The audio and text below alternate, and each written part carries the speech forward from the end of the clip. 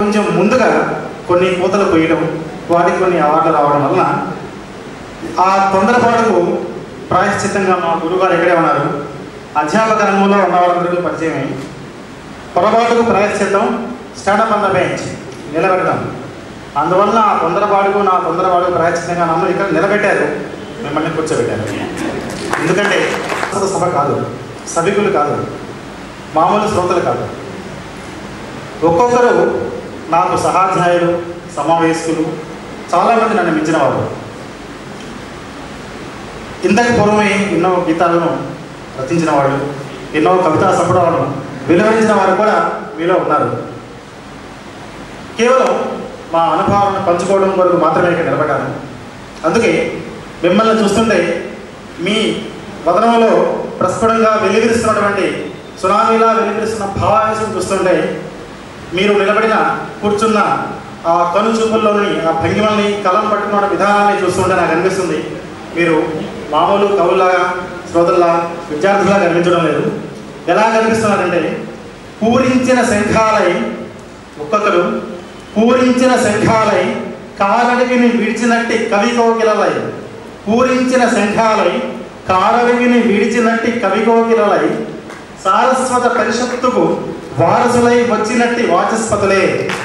ఆ విధంగా మన చుట్టూ నాకు అనిపిస్తుంది.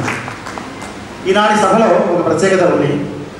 వేదిక మీద ఉన్నవారు అందరూ కూడా నాకు మార్గదర్శకులే. ఎల్లూరి శివారెడ్డి గారు, వారిని చూసినప్పుడల్లా నాకు ఎల్లోరా శిల్పాలు గుర్తొస్తాయి.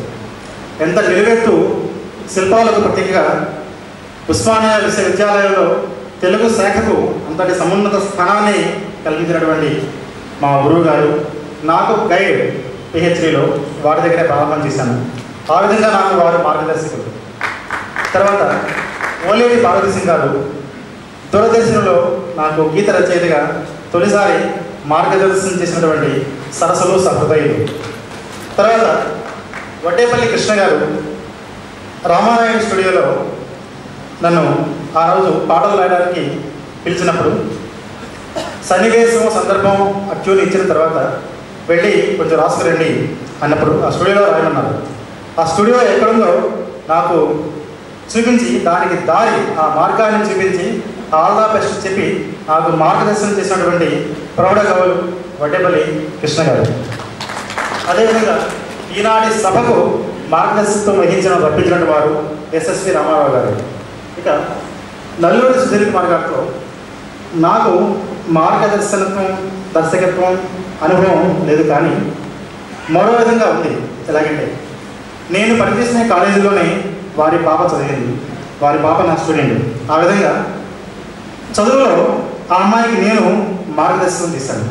ఆ విధంగా ప్రతి వారిలోనూ నాకు మార్గదర్శి అనేటువంటి అనుబంధం ఉంది. అదేవిధంగా ఇవాళ టీవీలో కూడా నా మార్గదర్శి కార్యక్రమం వస్తుంది. ఇవాళ ఈ విధమైనటువంటి మార్గదర్శకుల మధ్య మరి అది సన్మార్గమైన, దుర్మార్గమైన, ఏ మార్గమైనా సరే కొన్ని అనుభవాలను పంచుకుందామని ధైర్యం చేసి నిలబడ్డాను. పాట అంటే ఏంటి అంటే మాటల సమాహారం. మరి మాటకు పాటకు తేడా ఏంటి అంటే, నీటి బిందువు మాట అయితే ఆ నీటి బిందువులతో కలిసిన సెలయేటి ప్రవాహమే పాట. గాలి అణువు మాట అయితే ఆ గాలి అణువుల సమాహారంతో వీసే మలయ మారుతమే పాట. తానా తానా తానా తానా తానా తానా అని చూడు. అక్కడ కొంచెం హెవీనెస్ కావాలి అన్నటువంటి భావంతో వచ్చిందంటే, ఒక దేవత వెలసింది నా కోసమే, ఈ ముంగిల నిలిచింది మధుమాసమే, చివరిలో నిన్నే ప్రేమిస్తానని ఆ లెక్క సరిపోతుంది. కనుక ఈ దేవత ఎలా ఉంది అన్న భావాన్ని చూద్దాం అనుకొని చెప్పాను కదా. సంధ్యాకాంతుల్లోన శ్రావణిగా, సౌందర్యాలే చిందే యామినిగా, ఎన్నో జన్మల్లోని పున్నమిగా, శ్రీరస్తంటూ నాతో అంది ఇలా నిన్నే ప్రేమిస్తానని. ఇక్కడ ఆ సినిమాలో ఉన్నటువంటి కథ రిఫ్లెక్ట్ కావాలి, ప్రతిబింబించాలి అన్నది వారి కోరిక. సంధ్యాకాంతుల్లోన శ్రావణిగా కథా ప్రకారం ఆ అమ్మాయి, ఆ హీరో చనిపోతాడు, ప్రేమిస్తున్నాడు, ఇష్టపడుతున్నాడు. అది కూడా ఈ ప్రణయ గీతం కూడా వారి ఇద్దరికి వివాహం నిశ్చయమైన తర్వాత వస్తుంది. కనుక కేవలం ఆంగిక విన్యాసంతో వచ్చేటువంటి పాట కాదు, అది మానసిక సౌందర్యం ఇందులో కావాలి. కనుక ఆ హీరో చనిపోతాడు, అందువల్ల కొంచెం విషాదాంతం, కనుక అంతర్లీనంగా విషాదాన్ని ప్రతిబింబించేటువంటి సన్నివేశాలు పద వైచిత్రి కావాలనే ఉద్దేశంతో అంటే సంధ్యాక్రాంతుల్లోన శ్రావణిల అమ్మాయి యొక్క అందంగా ఉందంటే సంధ్యాక్రాంతుల్లో శ్రావణిలా ఉంది. ఇక్కడ సంధ్యాక్రాంతి నేను అనుకున్నటువంటి ఉదాహరణ సాయంత్రం సమయం 6 గంటలకు సాయం సంధ్య, ఉదయం 6 గంటలకు సాయం సంధ్య. ఈ సంధ్యాక్రాంతుల్లో శ్రావణిలా ఉంది. శ్రావణి అంటే మన శ్రావణ అనుకోవచ్చు, ఎవరనుకోవచ్చు. కానీ నా ఉద్దేశం శ్రావణి అంటే అది ఒక నక్షత్రం. శాతవాహన కాలంలో అదృష్టానికి ప్రతీక అయినటువంటి ఒక నక్షత్రం. మన ఎందుకంటే శివప్రసాద్ గారు కూడా శ్రావణిని ఒక నవల రాశారు. శాతవాహన కాలంలో అదృష్టానికి ప్రతీక. అది ఏ రాజవంశంలోనైనా క్షణికం కొంతకాలం ఉంటుంది, తర్వాత వెళ్ళిపోతుంది. అది ఉన్నంతకాలం అదృష్టం పడుతుంది. అలాగే ఇక్కడ కూడా ఇక్కడ హీరో కొంతకాలం ఉంటున్నారు కనుక ఉన్నంతకాలం ఒక అదృష్టానికి ప్రతీక అమ్మాయి కనిపిస్తుంది, త్వరగా ముగిసిపోతుంది. అందువల్ల సంధ్యాక్రాంతుల్లోన శ్రావణిలా. ఇంకొకటి, ఈ శ్రావణి నక్షత్రానికి ప్యూరిటీ టెస్ట్ అంటాం, అది సంధ్యాక్రాంతులు. ఈ సన్నివేశాన్ని వేరే సందర్భంలో కూడా ముచ్చరిస్తే ఒక సినిమాలో కూడా వచ్చింది. ఆదిత్య 67లో 69లో చూసే ఉంటారు. ఇలా పట్టుకొని చూస్తే ఆ కాంతికరణం అందులో ప్రవేశించి ఒక రెయిన్బో, ఒక విజయ వర్ణమడం ఏర్పడుతుంది. అది దానికి ప్యూరిటీ టెస్ట్. కనుక సంధ్యాక్రాంతుల్లో అలా పెట్టి చూస్తే మెరుస్తూ ఉంటుంది. చాలా అద్భుతమైనటువంటి సన్నివేశం సాక్షాత్కారం అవుతుంది. అది దీనికి ప్యూరిటీ టెస్ట్. సో అంత అందంగా ఉంటుంది సంధ్యాక్రాంతుల్లోనూ శ్రావణిలా. సౌందర్యాలే చిందే యామినిలా. యామిని అంటే రాత్రి, చాలా అందమైన రాత్రిలా ఉంటుంది. మరి రాత్రి అందంగా ఉంటుంది కరెక్టే, ఐఏఎస్లో ఇచ్చిన బిడ్డది రాత్రి చాలా అందంగా ఉంటుంది ఒకటి. ఇంకొకటి, రాత్రి అన్న పదం వాడామంటే రాత్రి అనేది ఎక్కువసేపు మనం ఎంజాయ్ చేయడం, వేరే మొత్తం ముగిసిపోతుంది, త్వరగా ముగిసిపోవడానికి రాత్రి ప్రతీక. అందువల్ల సౌందర్యాలే చిందే యామినిలా అన్నాను. అంటే హీరోయిన్ కూడా సౌందర్యాన్ని. తర్వాత ఎన్నో జన్మల్లోని పున్నమిలా, అక్కడ పున్నమిలా పాటిస్తారు. ఎన్నో జన్మల్లోని పున్నమిలా అంటే మరి ఎంత వెలుతురు ఉంది. ఇవాళ ఈ ఒక వ్యక్తి జీవితంలో సహస్ర చంద్ర దర్శనం, మనకు ఒక 1000 పున్నములు చూస్తాం మన కాలంలో. అటువంటి 1000 పున్నములు కాకుండా, అంటే ఒక జీవితమే కాకుండా అనేక జీవితాల్లో వచ్చేటువంటి పున్నములతో జరిగింది. తర్వాత చరణంలో వారిద్దరి మధ్య అనుబంధానికి ప్రతీక పరమాడు. ఈ హీరోయిన్ ఎంతగా ప్రేమించాడు అంటే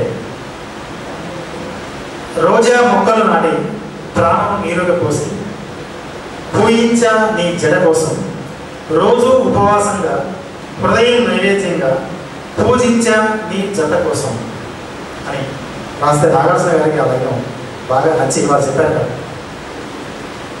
ఒక 2 లారీల గులాబీ పూలు పట్టుకునండి, ఈ పిక్చరైజేషన్లో పూర్తిగా గులాబీలు అలా ఒక షాపులాగా రావాలి అని చెప్పారు. అయితే ఇది కేరళలో ఇక్కడ షూటింగ్ జరిగితే అక్కడికి ఈ గులాబీ పూలు ఆపించారు 2 లారీలు, కానీ అడ్రస్ తేడా వచ్చి అసలు రాలేదు. దాంతో అక్కడ పిక్చరైజేషన్ చూడండి, రచయితకు చెప్పేటువంటి సన్నివేశాలు తెర మీద అది రిఫ్లెక్ట్ కాకపోతే రచయితకు అవగాహన లేదంటారు, తప్పదు, అన్నీ మనం వినాల్సింది. అలా అనేక సన్నివేశాలు పోయింది. ఇక్కడ రోజా పూలు కావాలి, వారికి ఇష్టం మీరు రాయమన్నారు రాశారు, కానీ అక్కడ రోజా పూలు రావాలి. అప్పుడు నాగార్జున గారు క్యాన్సిల్ చేసి గౌరవ షూటింగ్ పెడుతున్నారు, కానీ టైం లేక చేశారు. అందుకని అప్పుడు రోజు ఒక గులాబీ పూలు దొరకల. లాస్ట్కు ఎక్స్ట్రా ఆర్టిస్ట్ మెడలో ఒక పువ్వు ఉంటే ఆ పువ్వుని తీసుకొస్తే దానికి 3 రేకులు ఉన్నాయి.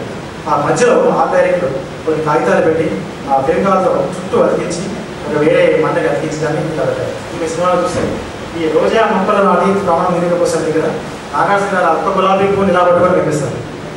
ఇలా ఒక సందర్భం సన్నివేశం అన్నది రచయితకు ఏమి చెప్పారు అన్నది తెరవని విషయం. అది తెర మీద కనిపిస్తేనే దానికి అర్థం పరమాత్మ. అలాగే శ్రావణ మాసంలో కూడా ఒక పాటలో తెలుగువారి పెళ్లి 20 పుట్టాను మళ్ళీ సంప్రదాయమే సౌందర్యంగా సాగుతున్నట్టు. ఇందులో మనకు రచయితకు కేవలం స్వేచ్ఛ ఉండదు. ఇక్కడ దర్శకులు, సంగీత దర్శకులు, నిర్మాతల యొక్క ప్రమేయం అనేది చాలా ఎక్కువగా ఉంటుంది. ఇంకొకసారి వారు సృష్టించిన పదాలని వాడాల్సిన అవసరం అవుతుంది. అలాగే తెలుగువారి పెళ్లి అన్నది ధన్యవాదాలు. తెలుగువారి పెళ్లి అనేది తెలుగువారి పెళ్లి ఒక 100 నెలలు స్టార్ట్ చేయమని వారి మతంలో దాన్ని తీసుకొని గురించారు. అందులో వారు చెప్పారు, మంగళసూత్రానికి బంగారం ఎందుకు ఉపయోగిస్తారు, తలంబ్రాలకు అక్షంతలుగా బియ్యం ఎందుకు ఉపయోగిస్తారు, దాని వెనుకటువంటి శాస్త్రీయ విశ్లేషణ చెప్పండి. అదృష్టశాస్త్రం నా పరిశ్రమలు కూడా ప్రాచీన సాహిత్యంలో విజ్ఞాన శాస్త్రం గురుగారికి తెలిసింది. కనుక ఈ శాస్త్రీయ అంశాల మీద వాక్యంగా తీసుకున్నటువంటి అవగాహనగా నేను చక్కగా వాతావరణ ఉద్దేశంతో ప్రయత్నించి రాశాను. కానీ పిక్చరైజేషన్లో ఏమి కాదు, కేవలం వేడుకలు మాత్రమే కనిపించినాయి, కానీ ఇందులో ఒక విషయం ఏమి కనిపించాలి. ఉదాహరణకు మనకు సముద్రం అంత అనుభవం ఉన్నా కూడా మన మిత్రులకు చెలిమని మాత్రమే అందించాలి, ఎందుకంటే మిగతా వాళ్ళు మాట్లాడాలి కాబట్టి. అలా అందులో ఈ ఒక వాక్యంలో పెళ్లి పీటల సన్నగా ఎందుకంటే చెప్పంటే, ఒకే పలకగా ఒకే కలపగా పెళ్లి పీట ఉంది, అది ఒకే ప్రాణాన్ని దంపతులు ఇద్దరు ఉండాలంటుంది, చాలీ చాలని ఆ పీట సన్నగా ఉంటుంది, అది సర్దుకుపోయే గుణమండాలను జంటకు చెబుతుంది, ఆ సందేశాలను అందిస్తుంది శ్రావణ మాసం. ఇక్కడ పెళ్లిపేట సన్నగా ఎందుకుంటుంది శ్రావణ మాసం అనుసంధానంతో చెప్పారు. కానీ పిక్చరైజేషన్లో వారికి పెళ్లిపేట దొరకలేదు కదా. అలా మనం చెప్పిన విషయాలు తెర మీద కనిపించకపోయినా కూడా కాదు. అలాగే సింహాస్లో కూడా మరి ప్రారంభించిన తర్వాత డైరెక్టర్ గారు వచ్చేసి ఆ హీరో ఎంత గొప్పవాడు కావాలంటే అక్కడ ముందు కావాలండి, దాని స్వర్గాన్ని కావాలండి,